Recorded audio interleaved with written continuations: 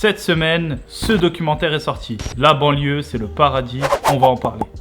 Ce documentaire a été réalisé par Mohamed Bouafsi qui revisite l'histoire des banlieues. Alors il retrace assez fidèlement l'histoire des banlieues, il est assez factuel. On découvre les origines de la banlieue qui était au départ des bidonvilles, puis ensuite l'État a pris ses responsabilités et a construit des logements qui se voulaient luxueux pour l'époque. On découvre ensuite comment au fil de l'histoire, les banlieues sont devenues des symboles de ségrégation. Ce qui est bien avec ce documentaire, c'est qu'il n'est pas misérabiliste, il est factuel, on retrace l'histoire de manière historique avec des archives et des témoignages. Mohamed Bouafsi montre dans ce documentaire comment les différentes politiques ont mené aux banlieues qu'on connaît aujourd'hui. On y voit aussi comment la banlieue s'est affirmée sur la scène internationale à travers la culture, notamment à travers la musique, l'art ou encore le sport. Ce qui est bien aussi, c'est que ce documentaire ne cache rien, on fait un constat des choses en distribuant les responsabilités. Il y a des interventions qui sont intéressantes, mais il y a aussi eu des invitations que j'ai trouvées moins pertinentes, notamment celle des trois présidents, donc Sarkozy, Hollande et Macron. Pas que leur présence soit inintéressante, mais ils sont que très peu confrontés aux responsabilités qu'ils ont eu à porter pendant leur mandat. Ou alors vraiment très légèrement. Donc je trouve que c'est pas hyper bienvenu, surtout la présence de ces trois présidents-là avec qui il y a eu vraiment de gros problèmes dans les banlieues. Alors c'est intéressant, c'est historique, ça retrace l'histoire des banlieues, ça pose les bonnes questions, on fait un constat et on ouvre une porte, une sorte de réponse aux problématiques qui existent et qui passent par l'éducation.